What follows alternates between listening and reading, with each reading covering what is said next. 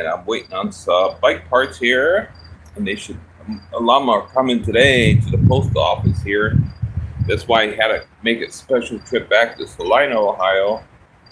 Didn't want to, but that's where my postal office is by delivery. So I guess I could have my parcel delivered at any postal office, but this one here is good. They handle it well. Yeah, shade. So here I am back in Salina just for a few days here longer. Then I'm going to be heading back into the state of Indiana, looks like. And I'm going to call bike shop. I'm going to be going to Muncie, I think. It looks like Muncie, Indiana. And I'm going to have my derailleur hanger looked at. Maybe I bent it or something. That's always possible on a mountain bike. I'll show you what I'm talking about here, if I may. So let's take a look.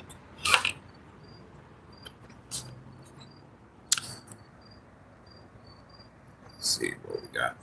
So that way you know what I'm talking about here. Some people don't know what I'm talking about here. Derailleur hanger, what is that? It's where your derailleur hanger hangs from, literally. So you can see the rear derailleur on the mountain bike here. So you can see my derailleur here. So you can see this piece here. This is like a little derailleur hanger here. It's detachable, actually. This is actually designed to brake before it does any damage to your frame. The actual frame here. So the derailleur hanger is actually designed to brake before any damage to the frame. So those are replaceable if they ever got damaged here. So I'm kind of looking at the alignment here. See, so you got to line up the guide pulley with the gear on the cassette there. So it might have been kind of acting up lately. Maybe they need adjustment. Maybe the cable's going. And I did get a new chain, new cassette too. So I'm going to replace this. I think this whole system. So I'm going to get this aligned. I'm going to get it checked. In fact, I'm going to call them today. So make sure everything is on the level, literally like a line. And if not, they could fix that. That could be good. They got the tool. Park Tool makes that. So it looks like I'm going into the Hoosier. The Hoosier National Forest. That's what I'm going to be heading into next. Yeah, plug this thing back in here. These phones are. There we go. Cords always get tangled up. These cords here. Okay, we're back in business here.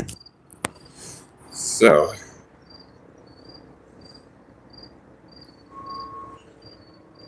We're back. So I'm waiting for the library to open up. I got all my parcels coming today. A lot of the parcels are coming in. So that's good. Very good to hear. And we'll get into my Bible reading a little bit here. So here we are. YouTube land here. Live streams. Yeah, I want to be out before the weekend out Salina. Yeah, so when I leave here, it looks like I'm going back to Fort Recovery, go through there, into Indiana on State Highway 26 through Portland again. And then I'm going to get on State Highway 67 through Red Key and all that that's where I'm going to take into Muncie, which is about 65,000 people, I think it is. It's a small city. It's kind of like a small version of Fort Wayne, I guess you could say. Fort Wayne, Indiana. Wow, Fort Wayne. Yeah, Fort Wayne was a lot of crime. I didn't realize Fort Wayne was in such bad condition. Full of homeless people everywhere. It didn't look good to me at all. The only thing I liked about Fort Wayne was two things I liked about it. A lot of rooming houses there. And lots of Asian stores. That's what I loved about that. Tons of Asian stores all around the city. But as far as jobs, they didn't look like there was many jobs there. It looked pretty bleak. It kind of reminds me of Akron, Akron's like that bleak feeling to it. Akron, Ohio. It's not a real prosperous area, like these cities here in the U.S. A lot of crime. Not very good, yeah. definitely shave before I go too. Cut the hair. So days are warm here, but the nights get cool. Early mornings are a little on the cool side. Let's see, my wife online? Nope, no one's watching. I seen her online. I was planning on making a live stream this morning, so I am in the book of Genesis, the life of Joseph here. Let's see.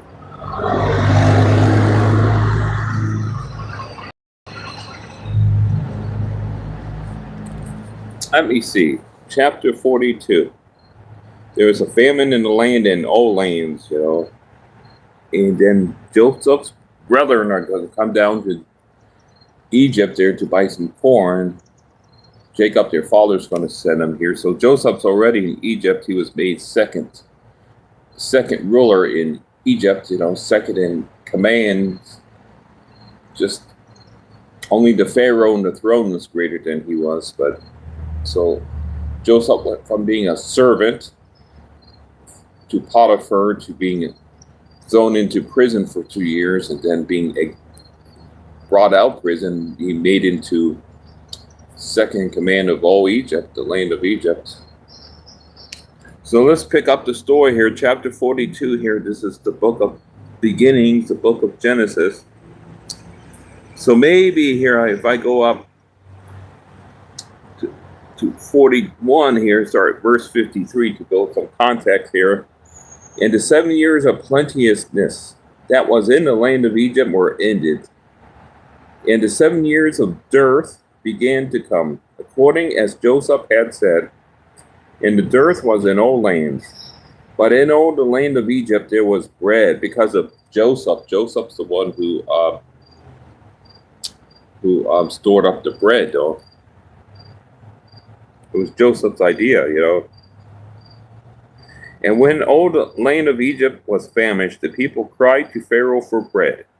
And Pharaoh said unto all the Egyptians, Go unto Joseph, what he saith to you, do.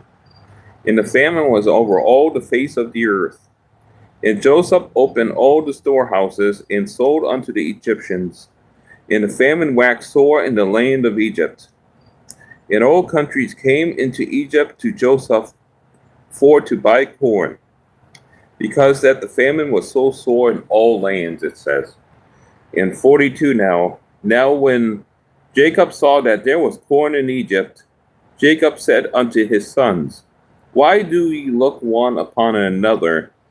And he said, Behold, I have heard that there is corn in Egypt. Get you down thither, and buy for us from thence, that we may live and not die. And Joseph's 10 brethren went down to buy corn in Egypt. But Benjamin, Joseph's brother, Jacob sent not with his brethren, for he said, Lest peradventure mischief befall him. Let's see. And the sons of Israel came to buy corn among those that came, for the famine was in the land of Canaan.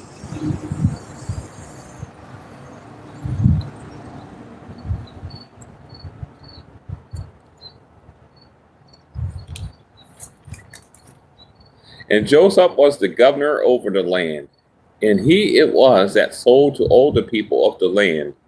And Joseph's brethren came and bowed down themselves before him with their faces to the earth. Remember Joseph's dreams, that the stars and the moon and would bow and make obeisance to him. So that was a fulfillment of just what's taking place now. And Joseph saw his brethren, and he knew them, but made himself strange unto them, and spake roughly unto them. And he said unto them, Whence come ye? And they said, From the land of Canaan to buy food. And Joseph knew his brethren, but they knew him not. And Joseph remembered the dreams which he dreamed of them, and said unto them, Ye are spies. To see the nakedness of the land ye are come. And they said unto him, Nay, my lord, but to buy food are thy servants come. We are all one man's sons. We are true men. Thy servants are no spies. And he said unto them, Nay, but to see the nakedness of the land ye are come. And they said, Thy servants are 12 brethren, the sons of one man in the land of Canaan. And behold, the youngest is this day with our father, and one is not. And Joseph said unto them, That is it that I spake unto you, saying, Ye are spies, whereby ye shall be proved. By the life of Pharaoh ye shall not go forth hence, except your youngest brother come hither. Send one of you, and let him fetch your brother, and ye shall be kept in prison, that your words may be proved, whether there be any truth in you, or else by the life of Pharaoh, surely ye are spies. And he put them all together into ward 3 days. And Joseph said unto them the third day, This do and live, for I fear God. If ye be true men, let one of your brethren be bound in the house of your prison. Go ye, carry corn for the famine of your houses. Or bring your youngest brother unto me, so shall your words be verified, and ye shall not die. And they did so. And they said one to another, We are verily guilty concerning our brother, in that we saw the anguish of his soul when he besought us, and we would not hear. Therefore is this distress come upon us. And Reuben answered them, saying, Spake I not unto you, saying, Do not sin against the child, and ye would not hear? Therefore, behold, also his blood is required. And they knew not that Joseph understood them, for he spake unto them by an interpreter. And he turned himself about from them, talk about Joseph, and wept, and returned to them again, and communed with them, and took from them Simeon, and bound him before their eyes. Then Joseph commanded to fill their sacks with corn, and to restore every man's money into his sack, and to give them provision for the way. And thus did he unto them. And they laded their asses with the corn, and departed thence. And as one of them opened his sack to give his ass provender in the inn, he espied his money. For behold, it was in his sack's mouth. And he said unto his brethren, My money is restored, and lo, it is even in my sack. And their heart failed them, and they were afraid, saying one to another, What is this that God hath done unto us? They're blaming God, though. Don't people usually blame God when things kind of go wrong or awry in your life? Oh, God's doing this to me. God's punishing me for something I done. You know, that's kind of how they were. They had guilt.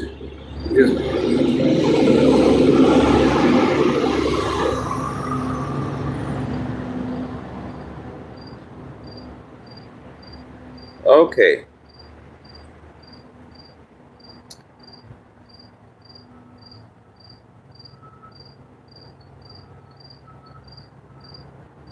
Verse 28 says, And he said unto his brother, and it says, My money is restored, and lo, it is even in my sack. And their heart failed them, and they were afraid, saying one to another, What is this that God hath done unto us?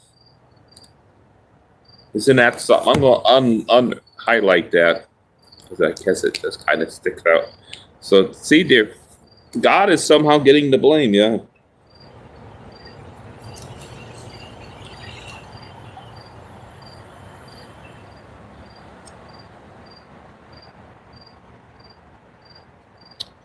Yeah.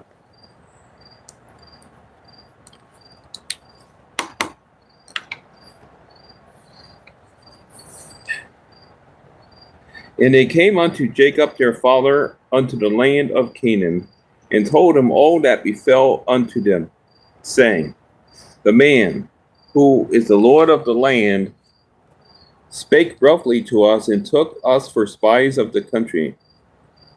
And we said unto him, We are true men, we are no spies. We be 12 brethren, sons of our father. Says one is not, and the youngest is this day with our father in the land of Canaan. Says, And the man, the Lord of the country, said unto us, Hereby shall I know that ye are true men. Leave one of your brethren here with me, and take food for the famine of your households, and be gone. And bring your youngest brother unto me. Then shall I know that ye are no spies, but that ye are true men. So will I deliver you your brother, and ye shall traffic in the land. And it came to pass, as they emptied their sacks, that behold, every man's bundle of money was in his sack. And when both they and their father saw the bundles of money, they were afraid. And Jacob their father said unto them, Me have ye bereaved of my children. Joseph is not, and Simeon is not. And will ye take Benjamin away? All these things are against me. And Reuben spake unto his father, saying, Slay my two sons. If I bring him not to thee, deliver him into my hand, and I will bring him to thee again. And he said, My son shall not go down with you, for his brother is dead, and he is left alone. If mischief befall him by the way in the which ye go, then shall ye bring down my gray hairs with sorrow to the grave, down to hell itself. Yeah, Sheol, yeah. I remember looking these words up here, like grave, and it's talking about Sheol, the place of the dead, the departed, yeah. Dead, yeah. It's not talking about just a common grave, like 6 feet under. It's talking about an actual place of the dead, which is Sheol. It's hell. That's what it's talking about. And chapter 43 says, And the famine was sore in the land. And it came to pass, when they had eaten up the corn which they had brought out of Egypt, their father said unto them, Go again, buy us a little food. And Judah spake unto him, saying, The man did solemnly protest unto us, saying, Ye shall not see my face, except your brother be with you. If thou wilt send our brother with us, we will go down and buy thee food. But if thou wilt not send him, we will not go down. For the man said unto us, Ye shall not see my face, except your brother be with you. And Israel said, this is Jacob here, Wherefore dealt ye so ill with me, as to tell the man rather ye had yet a brother? And they said, The man asked us straightly of our state and of our kindred, saying, Is your father yet alive? Have ye another brother? And we told him according to the tenor of these words. Could we certainly know that he would say, Bring your brother down? And Judah said unto Israel his father, Send the lad with me, and we will arise and go, that we may live and not die, both we and thou, and also our little ones. I will be surety for him. Of my hand shalt thou require him.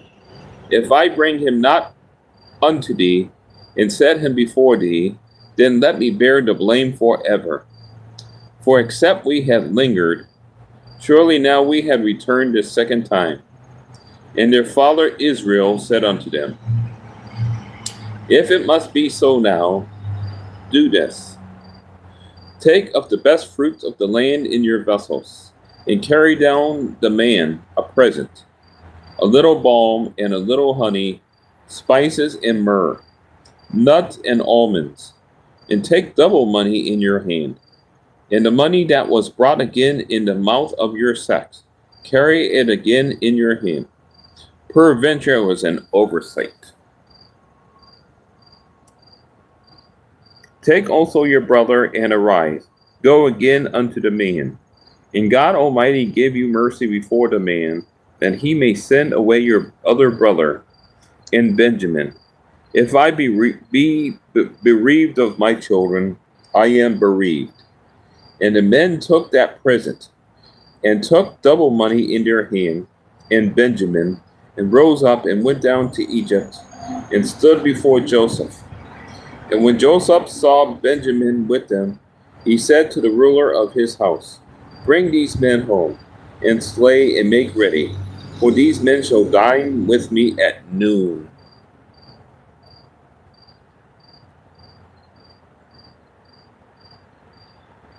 And the man did as Joseph bade, and the man brought the men into Joseph's house.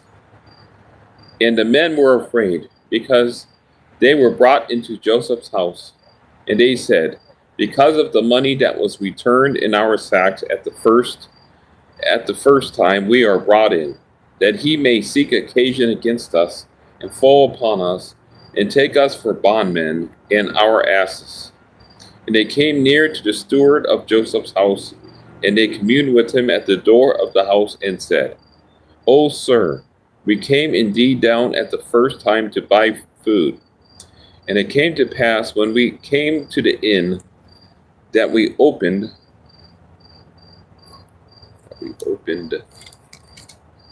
our sacks, and behold, every man's money was in the mouth of his sack, our money in full weight.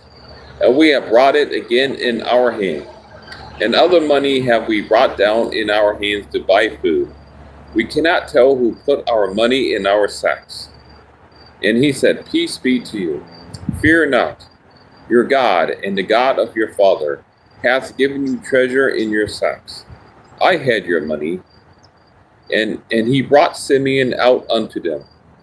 And the man brought the men into Joseph's house, and gave them water, and they washed their feet.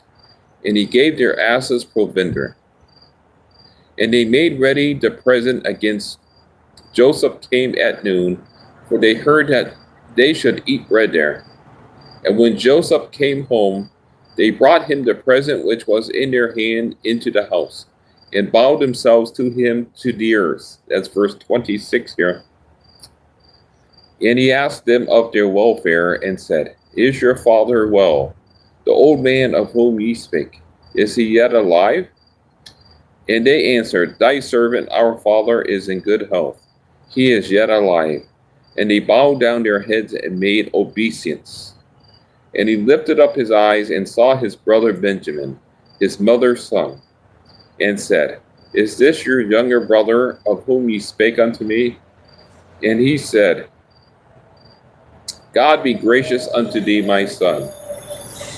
And Joseph made haste, for his bowels did yearn upon his brother. And he sought where to weep. And he entered into his chamber and wept there. And he washed his face and went out and refrained himself and said, Set on bread. And they set on for him by himself, and for them by themselves, and for the Egyptians, which did eat with him, by themselves, because the Egyptians might not eat bread with the Hebrews, for that is an abomination unto the Egyptians. So it's bringing out some kind of cultural thing, I guess, that the Egyptians want to eat with the Hebrews, or possibly with other strangers, eat together at the same table. Let's see. Verse 33 says, And they set before him the firstborn according to his birthright, and the youngest according to his youth. And the men marveled one at another. And he took and sent messes unto them from before him. But Benjamin's mess was 5 times so much as any of theirs. And they drank and were merry with him. So I'm going to have to get ready here to enter the Bible. Yes. So I'm going to leave off at chapter 44 here.